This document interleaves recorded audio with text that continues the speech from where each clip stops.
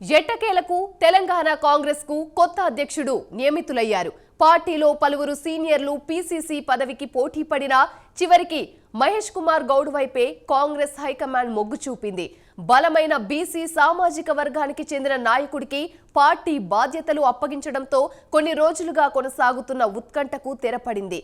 కీలకమైన పీసీసీ అధ్యక్ష పదవి బాధ్యతలు దక్కించుకోవడంలో మహేష్ కు కలిసి వచ్చిన అంశాలేంటి?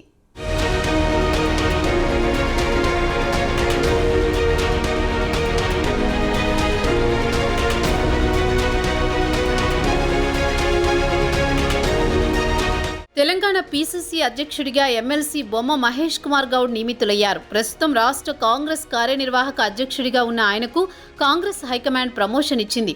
పీసీసీ అధ్యక్షుడి ఎంపికలో విధేయతకే పార్టీ అధిష్టానం ప్రాధాన్యమిచ్చి ఆయనను ఎంపిక చేసినట్లు తెలుస్తోంది. 2021 జూలై నుంచి పీసీసీ అధ్యక్షుడిగా ఉన్న రేవంత్ రెడ్డి ముఖ్యమంత్రి బాధ్యతలు కూడా నిర్వర్తిస్తున్నారు. ఆయన విజ్ఞప్తి మేరకు కాంగ్రెస్ అధిష్టానం పీసీసీ బాధ్యతల నుంచి తప్పించింది.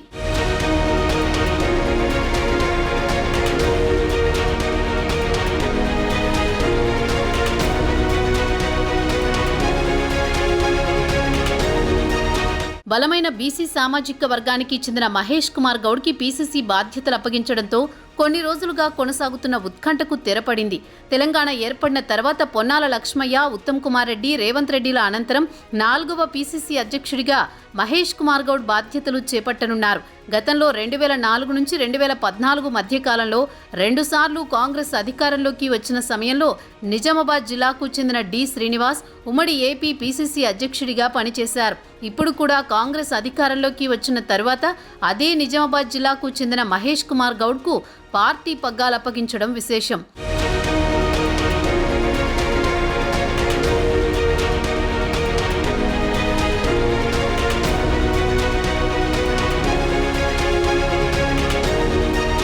గత నవంబర్లో జరిగిన అసెంబ్లీ ఎన్నికల్లో నిజామాబాద్ అర్బన్ అసెంబ్లీ స్థానం నుంచి పోటీ చేయడానికి మహేష్ కుమార్ గౌడ్ టికెట్ ఆశించారు. అయితే కొన్ని సమీకరణాల వల్ల దక్కలేదు. కేసీఆర్ పోటీలో ఉండడంతో రేవంత్ రెడ్డి, కామారెడ్డి నుంచి కూడా పోటీ చేయడంతో మాజీ మంత్రి షబ్బీర్ అలీ ఆ స్థానం నుంచి తప్పుకొని నిజామాబాద్కు మారాల్సి వచ్చింది. దీంతో మహేష్ కుమార్ గౌడ్ అసెంబ్లీకి పోటీ చేసే అవకాశం కోల్పోయారు. ఈ కారణంగానే కాంగ్రెస్ అధికారంలోకి రాగానే 2024 జనవరిలో ఆయనను ఎమ్మెల్సీగా పార్టీ ఎంపిక చేసింది.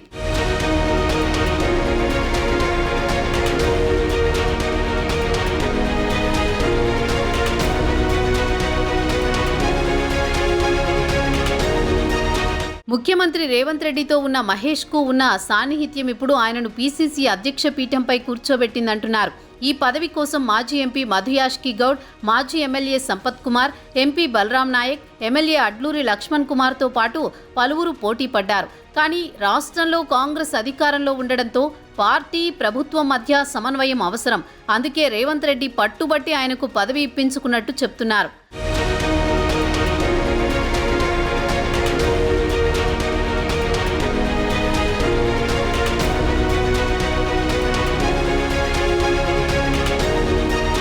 విద్యార్థి రాజకీయాల నుంచి వచ్చి పార్టీని అంటిపెట్టుకుని ఉండడం, ముఖ్యమంత్రి రేవంత్ రెడ్డితో సమన్వయంతో పనిచేసుకుంటూ విధేయుడిగా ఉంటారనే పేరు పొందడం మహేష్కు కలిసి వచ్చింది. ప్రస్తుత మంత్రివర్గంలో బీసీలకు కేవలం 2 మంత్రి పదవులు మాత్రమే ఇచ్చిన నేపథ్యంలో తెలంగాణలో బలమైన వర్గంగా గుర్తింపు పొందిన గౌడ్ వర్గానికి పెద్దపీట వేయాలన్న ఉద్దేశంతో అధిష్టానం మహేష్ కుమార్ గౌడ్ వైపు మొగ్గు చూపినట్లు రాజకీయ వర్గాలు విశ్లేషిస్తున్నాయి.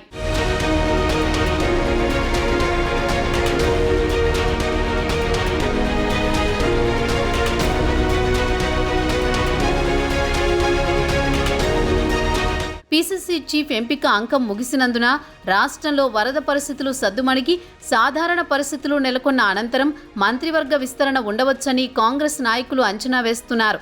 రేవంత్ రెడ్డి, మహేష్ కుమార్ గౌడ్ కాంబినేషన్లో తెలంగాణ పార్టీ మరింత బలోపేతమవుతుందని కాంగ్రెస్ శ్రేణులు ధీమా వ్యక్తం చేస్తున్నాయి.